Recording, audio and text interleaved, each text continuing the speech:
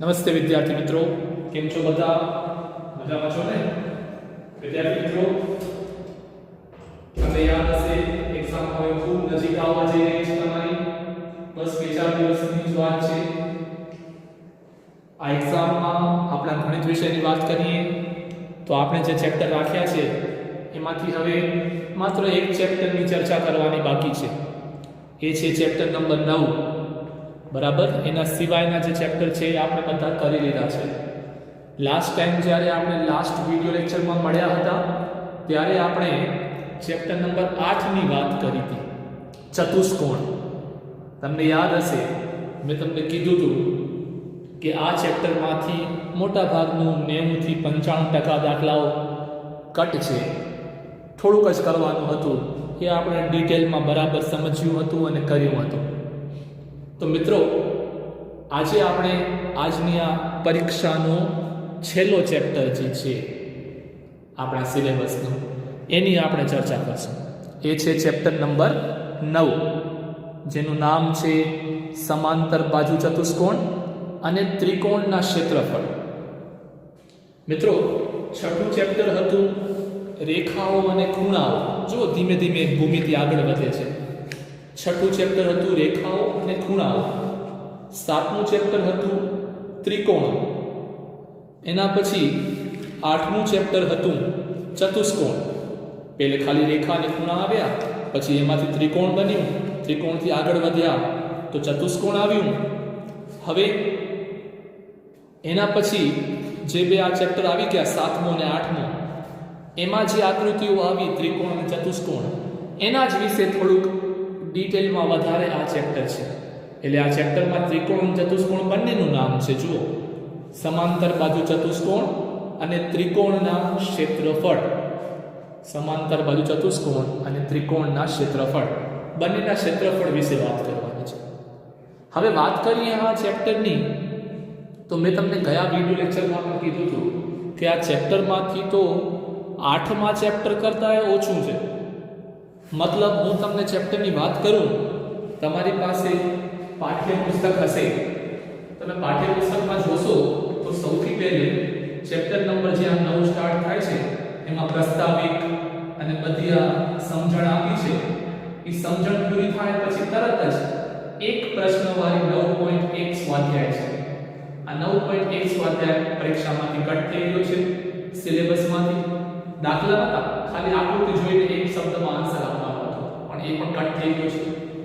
એના પછી તમે જેમ જેમ આગળ વધો ને તો પ્રમેય 9.1, પછી અમુક ઉદાહરણો, પછી સ્વાધ્યાય 9.2 આવે છે, જેમાં 6 દાખલાઓ છે. આખા 6 દાખલાઓ કટ છે, એટલે સ્વાધ્યાય 9.2 પણ નથી કરવાનો. એના પછી તમે જુઓ તો પ્રમેય 9.2, પ્રમેય 9.3, પછી આવે સ્વાધ્યાય 9.3. આ સ્વાધ્યાય 9.3 માં 16 દાખલાઓ, 16 માંથી એકે નથી કરવાનો. આખું 9.3 કેન્સલ છે. બસ પછી ચેપ્ટર પૂરું થઈ જાય છે. મતલબ, તમે અગર જોવા જાઓ તો આ ચેપ્ટરમાંથી એક પણ દાખલો કરવાનો નથી, એક પણ પ્રમેય પણ કરવાનો નથી, એક પણ ઉદાહરણ પણ કરવાનું નથી. મતલબ, કોઈ દાખલો, કોઈ ઉદાહરણ, કોઈ પ્રમેય આ ચેપ્ટરમાંથી નથી. તો પ્રશ્ન એ આવે છે કે તો પછી હવે આ ચેપ્ટરમાંથી છે શું? તો આ ચેપ્ટરમાંથી ખાલી જે પ્રમેય બધા આવ્યા રસ્તામાં, જે બધા સ્વાધ્યાય 9.1, 9.2, 9.3 સુધી જતા એ બધા પ્રમેયના વિધાનો માત્ર કરવાના છે. એટલે કે સમજવાના, આપણી પાયાની સમજણ બાકી કરવાની છે. એટલે આવનાર ધોરણમાં કોઈ પણ જગ્યાએ એનો કોઈ પણ ઉપયોગ આવે તો આપણે એ આવડતું એટલા માત્ર પૂરતું ખાલી આ કરવાનું છે. બીજું કાંઈ જ અહીંયા કરવાનું નથી. બરાબર? તો હાલો આપણે આ લેવાનું ચાલુ કરીએ. તો આપણે એક કામ કરીએ, જે બધા પ્રમેયની વસ્તુઓ જે રસ્તામાં સમજવાની છે ને, એ સરસ મજાની સ્વાધ્યાય છેલ્લું પૂરું થાય છે, મતલબ ચેપ્ટર પૂરું થાય છે, તે તમને ખબર છે સમરી લખી હોય, સારાંશ, આખા ચેપ્ટરના મેઇન પોઈન્ટ્સ લખ્યા હોય. ચેપ્ટર પૂરું થાય ત્યારે છેલ્લા પાના ઉપર સારાંશ, ઇંગ્લિશમાં સમરી કહેવાય. તો એ સારાંશમાં જેટલું આ ચેપ્ટરમાં સમજવાનું છે એટલું બધું વ્યવસ્થિત લખ્યું છે.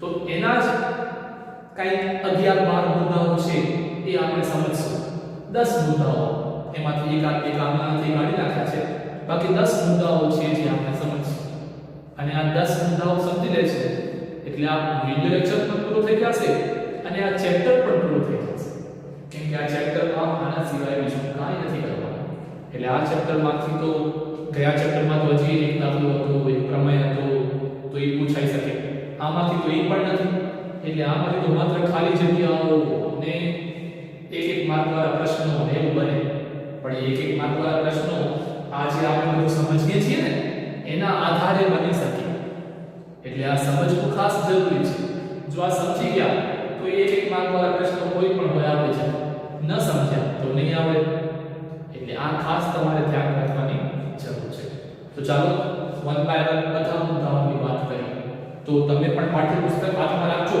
હું પણ પાઠ્યપુસ્તક હાથમાં રાખું છું કેમ કે 10 મુદ્દા મેં અહીંયા શોર્ટમાં લખ્યા છે આખા તમને હું વિધાન વાંચીને સમજાવવાનો છું તો પાના નંબર 149 ઉપર સૌથી પહેલા આપણે વાત કરીએ તો સૌથી પહેલો જે પોઈન્ટ આપ્યો છે મિત્રો એ છે કે આકૃતિનું ક્ષેત્રફળ તે આકૃતિ દ્વારા ઘેરાયેલા સમતલના ભાગ સાથે સંગત એક ધન વાસ્તવિક સંખ્યા છે કેમ કે છે કોઈ પણ વસ્તુનું ક્ષેત્રફળ એટલે શું જેમ કે આ બોર્ડનું ક્ષેત્રફળ કેટલું છે તો તમને ખબર છે બોર્ડ લંબચોરસ આકારનો છે લંબચોરસનું ક્ષેત્રફળ શોધવું હોય તો તમારે સૂત્ર નાના ધોરણમાં આવતું હતું લંબાઈ ગુણ્યા પહોળાઈ માની લો કે કોઈ તમને કહે કે આની લંબાઈ 2.5 મીટર છે 2.5 અને માની લો કે તમને કહે કે આની પહોળાઈ 2 મીટર છે માની લો તો તમારે શું કરવું પડે 2.5 ગુણ્યા 2 લંબાઈ ગુણ્યા પહોળાઈ એટલે 5 વર્ગ મીટરનો વર્ગ તો 5 મીટરનો વર્ગ એકમ છે તો 5 જે છે જવાબ આવ્યો એ 5 શું છે આ બોર્ડનું ક્ષેત્રફળ છે અને એનો એકમ કયો છે મીટરનો વર્ગ બરાબર હવે આ 5 આવ્યું એ 5 કેવી સંખ્યા છે વાસ્તવિક સંખ્યા છે અને ધન છે ઋણ ના હોય ક્યારે પણ કોઈ પણ વસ્તુનું ક્ષેત્રફળ તમે શોધો તો નેગેટિવ આન્સર ના આવે ઋણ સંખ્યા ના આવે ધન સંખ્યા જ આવે માત્ર એટલે પેલો પોઈન્ટ ખાલી એમ કહે છે કે કોઈ પણ વસ્તુનું ક્ષેત્રફળ એટલે શું તો તમે એને માપ્યા પછી જે આન્સરમાં એક નંબર આવે જે ધન વાસ્તવિક સંખ્યા હોય એ સંખ્યાને એનું ક્ષેત્રફળ કહે છે ઓકે બીજો મુદ્દો કે બે એકરૂપ આકૃતિઓના ક્ષેત્રફળ સરખા હોય છે પરંતુ તેનું પ્રતીક એટલે ઉલટું ઇન્વર્સ વિધાન સત્ય હોય તે જરૂરી નથી કેવું મસ્ત વાક્ય આપ્યું છે કે બે એકરૂપ આકૃતિઓ હોય ને તો એના ક્ષેત્રફળ સરખા હોય જેમ કે આ એક બોર્ડ બીજો આને આ આકારનો આને આ સાઈઝનો બીજો બોર્ડ મળ્યો હોય તમારી પાસે બીજા દિવાલમાં તો તમે આનું ક્ષેત્રફળ માપો અને આનું માપો ક્ષેત્રફળ સાઈઝ અને આકાર સરખું છે મતલબ બંને જે વસ્તુ છે એકરૂપ છે આપણે તો એકરૂપ વસ્તુઓ આવી હતી એકરૂપ ત્રિકોણો આવ્યા હતા જેની સાઈઝ પણ સરખી હોય જેનો શેપ પણ સરખો હોય એટલે કે જેના બાજુના માપ પણ સરખા હોય અને જેના ખૂણાઓ પણ સરખા માપના હોય તો માની લો કે એમાં બે બોર્ડ છે તો બંનેનો આકાર સરખો છે બંનેની સાઈઝ સરખી છે તો બંનેના ક્ષેત્રફળ તો સરખા જ આવવાના છે પણ એનું ઊંધું વાક્ય સાચું નથી કે કોઈ પણ બે વસ્તુઓના ક્ષેત્રફળ સરખા હોય તો એ બે વસ્તુઓ એકરૂપ જ હશે એવું જરૂરી નથી માની લો કે તમે કોઈ લંબચોરસનું ક્ષેત્રફળ શોધો છો એનો જવાબ આવ્યો 20 બીજો એક તમારો ભાઈ એક ત્રિકોણનું ક્ષેત્રફળ શોધે છે એનો જવાબ પણ આવ્યો 20 તો કોઈ પણ જવાબ આવી શકે તો લંબચોરસનું ક્ષેત્રફળ શોધ્યું તો જવાબ આવ્યો 20 ત્રિકોણનો જવાબ શું આવ્યો તો 20 તો બંનેના ક્ષેત્રફળ સરખા છે પણ શું બંને એકરૂપ આકૃતિઓ થશે જવાબ છે ના કારણ કે એક તો લંબચોરસ છે અને બીજો છે ત્રિકોણ એટલે જ્યારે એક લંબચોરસ હોય અને બીજો ત્રિકોણ હોય તો બંનેના આકાર જ અલગ છે તો મતલબ એમાં તો એકરૂપ થવાની કોઈ શક્યતા જ નથી એટલે આ સેન્ટેન્સ શું કહેતો હતો કે બે આકૃતિઓ જો એકરૂપ હોય તો એના ક્ષેત્રફળ સરખા હોય પણ ક્ષેત્રફળ સરખા હોય તો એકરૂપ હોવું જરૂરી નથી એટલે આ હતો બીજો મુદ્દો હવે ત્રીજો મુદ્દો શું કહે છે આપણે એની ચર્ચા કરીએ ત્રીજો મુદ્દો પણ ખાસ કાંઈ નથી એમ કહે છે કે જો એ આકૃતિઓ P અને Q દ્વારા બનેલી હોય તો આ જો A અને R લખ્યો છે ને એને ઇંગ્લિશમાં વાંચાય એરિયા એટલે ક્ષેત્રફળ તો T નો ક્ષેત્રફળ બરાબર P નો ક્ષેત્રફળ વત્તા Q નો ક્ષેત્રફળ બહુ સાદી વસ્તુ છે એક આ આકૃતિ છે માની લો કે આનું નામ T છે આ ચોરસનું નામ T છે હવે હું અહીંયા એક વિકલ્પ લઉં છું આ પહેલો ટુકડો છે P અને બીજો છે Q તો P વત્તા Q કરો તો આખું T બની જાય છે તો ક્ષેત્રફળ પણ એમ જ આખા T નું ક્ષેત્રફળ શોધવું હોય તો શું કરવું જોઈએ પહેલે P નું ક્ષેત્રફળ શોધી લેવાય પછી Q નું શોધી લેવાય બંનેનો સરવાળો કરી નાખાય તો આખા T નું ક્ષેત્રફળ મળી ગયું એટલે આ સિમ્પલ આવી રીતે મુદ્દા નંબર 3 હતો ચાલો હવે ચર્ચા કરીએ મુદ્દા નંબર 4 ની મિત્રો મુદ્દા નંબર 4 બહુ સરસ 4 5 આ બધા બહુ સમજવા જેવા મુદ્દા છે સમજો મેં આ ચેપ્ટરના મુદ્દાઓ આ જ છે वो तो બેઝિક હતું પણ હવે હું આ 4 સમજાવું આ 5 સમજાવું એના પહેલા હું તમને આ 6 વિશે ચર્ચા કરું એકની ચર્ચા થઈ ગઈ બે ની થઈ ગઈ ત્રણ ની થઈ ગઈ હવે આપણે સૌથી પહેલા ચર્ચા કરીએ છીએ 6 ની કેમ કે સાવ સિમ્પલ છે પહેલેની વાત કરીએ પછી 4 અને 5 ભેગા લેશું 4 અને 5 બંને એક જ સાથે જોડાયેલા છે તો પહેલા 6 લઈએ પછી 7 પછી લેશું 8 પછી લેશું પહેલે 9 લઈ લેશું કેમ કે 6 અને 9 જે છે એ કોઈ સમજાવવાના મુદ્દા નથી એ બે સૂત્રો છે આ સૂત્રો તમને યાદ રાખવાના છે એક એક માર્કમાં પૂછાઈ શકે એક તો તમે નાના હતા ત્યારથી આવડતું એક જરાક નવું છે સૂત્ર નંબર 6 શું કહે છે સમાંતર બાજુ ચતુષ્કોણનું ક્ષેત્રફળ બરાબર પાયો ગુણ્યા વેધ આ યાદ રાખજો આ સૂત્ર પણ પૂછાઈ શકે કાં તો પરીક્ષામાં એક માર્કનો પ્રશ્ન પણ આવી શકે કે એક સમાંતર ચતુષ્કોણ ABCD છે એમાં પાયો 5 સેન્ટીમીટર છે વેધ 10 સેન્ટીમીટર છે તો તેનું ક્ષેત્રફળ ગણો આવો પ્રશ્ન આવી શકે એટલે સમાંતર બાજુ ચતુષ્કોણનું ક્ષેત્રફળ શોધવાનું સૂત્ર પાયો ગુણ્યા વેધ છે યાદ રાખજો એવું 9મા નંબરની વાત કરું તો આમાં બોલવાની પણ જરૂર નથી ત્રિકોણનું ક્ષેત્રફળ નાના હતા ત્યારથી આવે છે ત્રિકોણનું ક્ષેત્રફળ બરાબર 1/2 ગુણ્યા પાયો ગુણ્યા વેધ હવે જો આપણે આમાં ફેરફાર જોઈ લો પાયો ગુણ્યા વેધ તો બંનેમાં છે ત્રિકોણમાં 1/2 છે છઠ્ઠા નંબરમાં આમાં સમાંતર બાજુ ચતુષ્કોણમાં 1/2 નથી બાકી પાયો ગુણ્યા વેધ તો બંનેમાં છે બરાબર એટલે આ જો પોઈન્ટ નંબર 6 પોઈન્ટ નંબર 9 હવે પોઈન્ટ નંબર 10 લઈ લો પછી બાકીના પોઈન્ટ લઈ લો કેમ કે બાકીના બધા પોઈન્ટ એક જેવા છે હવે પોઈન્ટ નંબર 10 શું કહે છે એ વાંચીએ ત્રિકોણની મધ્યરેખા તેનું બે સમાન ક્ષેત્રફળોવાળા ત્રિકોણોમાં વિભાજન કરે છે ત્રિકોણની મધ્યરેખા વિદ્યાર્થી મિત્રો મધ્યરેખા એટલે શું જો હું એક ત્રિકોણ દોરું છું આ ત્રિકોણ દોર્યો છે ત્રિકોણ A B અને C આ ત્રિકોણ દોર્યો હવે આ ત્રિકોણમાં તમને કોઈ કે મધ્યરેખા દોરો તો કેમ દોરવાની તો અહીંયાથી દોરવી હોય તો આમ દોરાય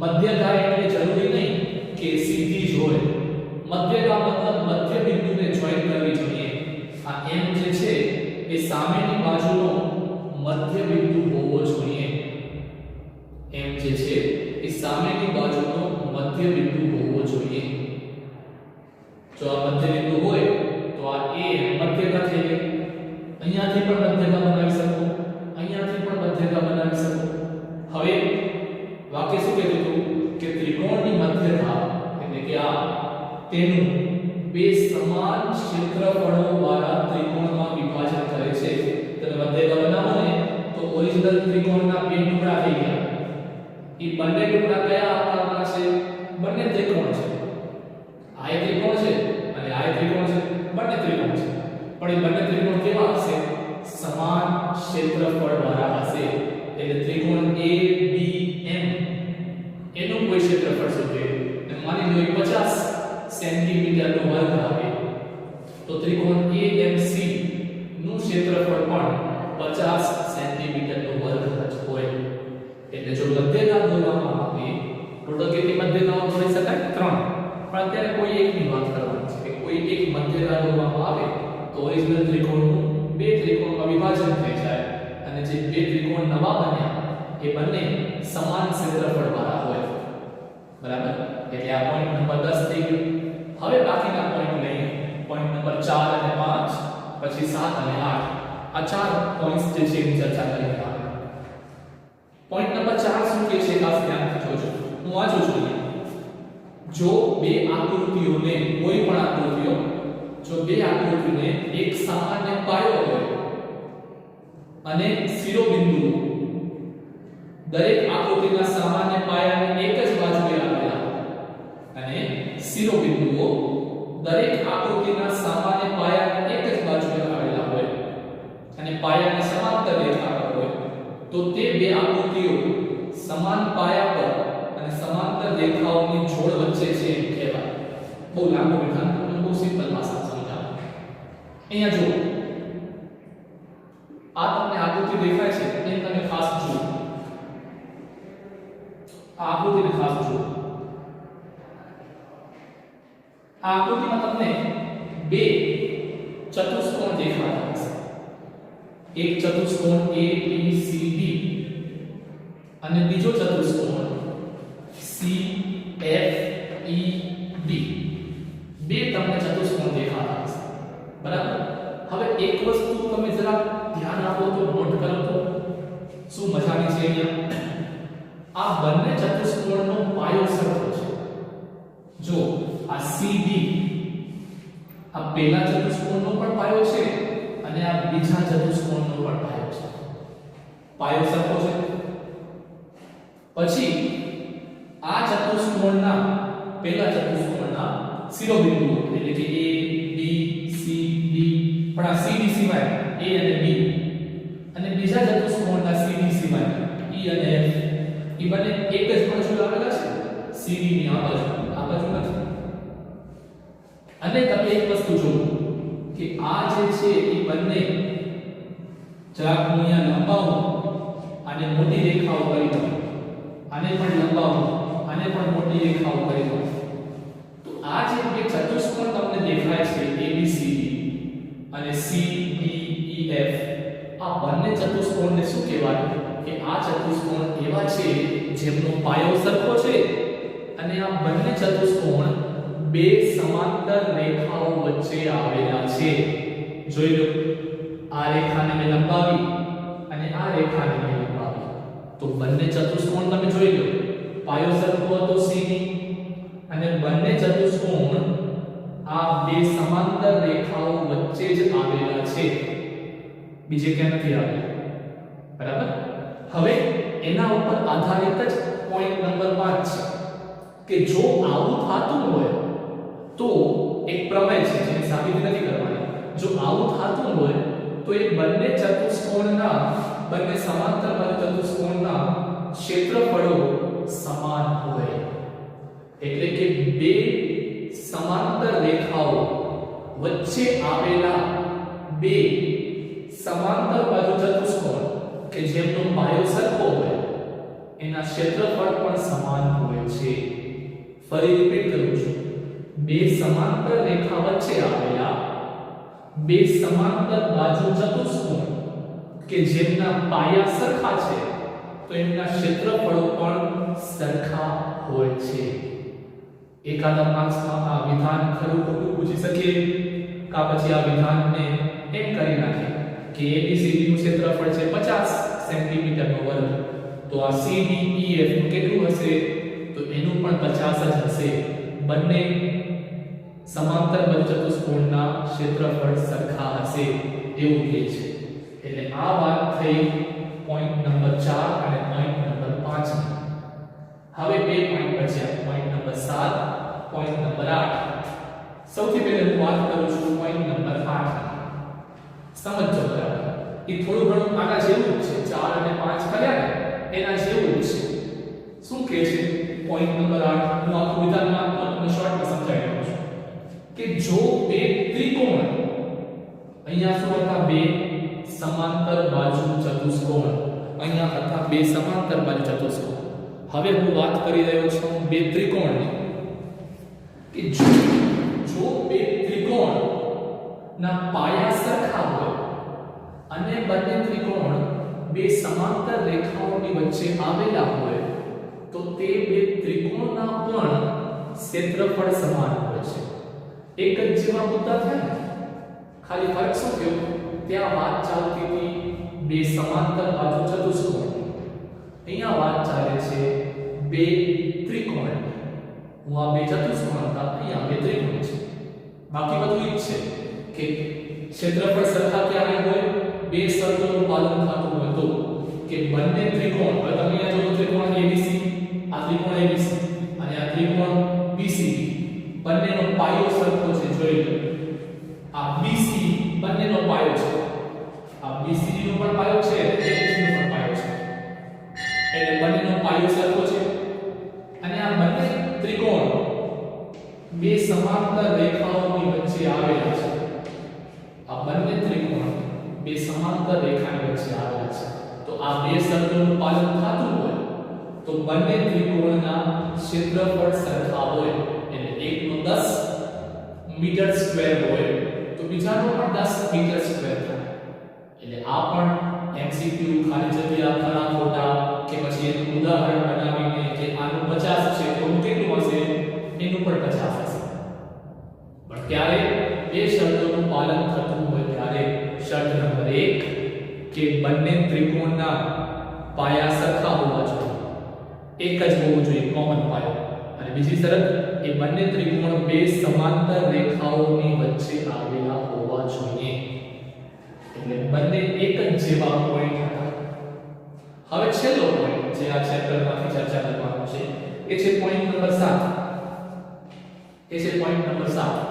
એ પોઈન્ટ નંબર 7 એમ કહે છે, એ વળી પાછું આમના જેવો જ છે કે જો બે સમાંતર રેખાઓની વચ્ચે અને જેમનો પાયો સામાન્ય હોય એવા એક ત્રિકોણ હોય અને એક સમાંતર બાજુ ચતુષ્કોણ. જો આમાં શું હતું? બંને સમાંતર બાજુ ચતુષ્કોણ, તો બંનેના ક્ષેત્રફળ સરખા. આમાં શું હતું? બંને ત્રિકોણ, તો બંને ત્રિકોણના ક્ષેત્રફળ સરખા. પણ જો એક ચતુષ્કોણ હોય અને એક ત્રિકોણ હોય તો જેમ કે આ જો આ એક રેખા, આ બીજી રેખા, આ બંને સમાંતર રેખાઓ છે. આ છે એની વચ્ચે તમને બે આકાર દેખાતા હશે. એક તમને સમાંતર બાજુ ચતુષ્કોણ દેખાતું હશે, આ જેનું નામ છે ABCD. એક તમને આ ચતુષ્કોણ દેખાતો હશે અને એક તમને ત્રિકોણ દેખાતો હશે, આ EBC. તમને બે આકાર દેખાતા હશે, એક સમાંતર બાજુ ચતુષ્કોણ અને એક ત્રિકોણ.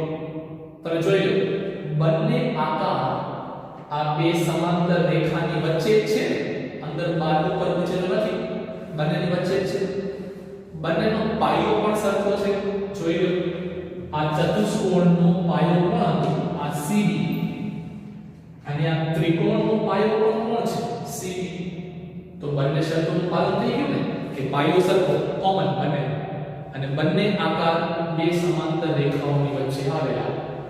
તો શું કહે છે હવે પોઈન્ટ?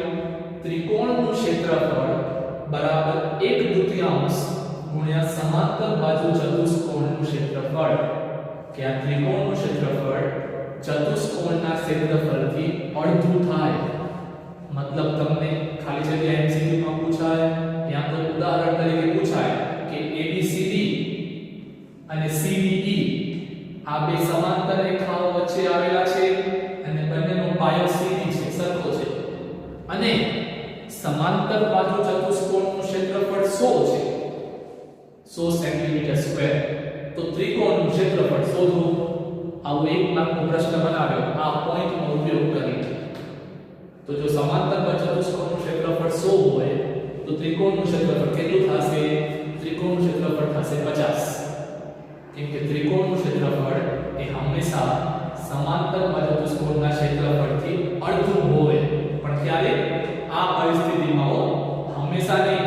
ત્રિકોણ તમે ક્યાંક બનાવો, સમાંતર બાજુ ચતુષ્કોણ તમે ક્યાંક બનાવો, તો એના માટે વાત નથી, આ દુનિયાભરની વાત નથી.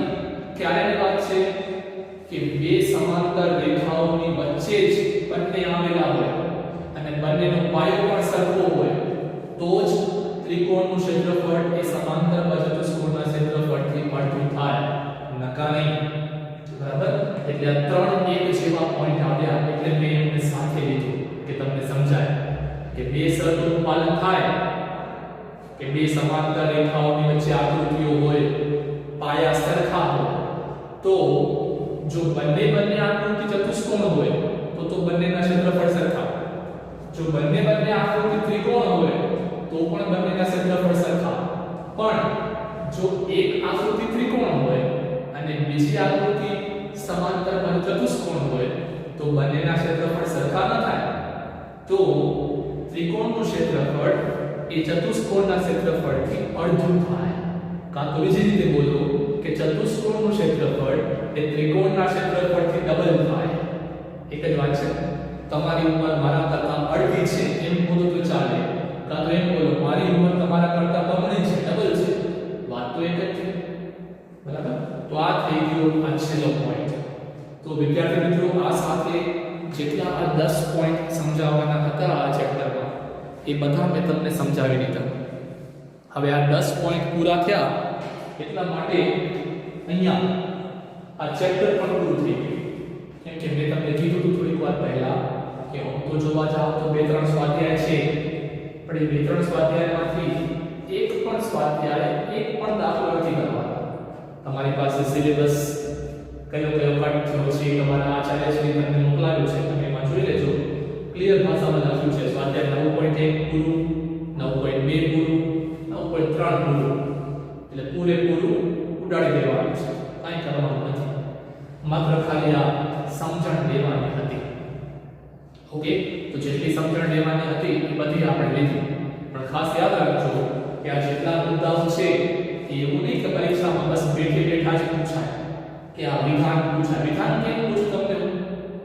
પરીક્ષામાં તમને કાંઈ પ્રશ્ન એમ તો નથી પૂછી શકું ને કે મેં ક્લાસમાં ભણાવ્યું હતું સારાંશ, એમાં જે 10 મુદ્દાઓ હતા એમાંથી ચોથો મુદ્દો લખો, એવું તો ના થાય.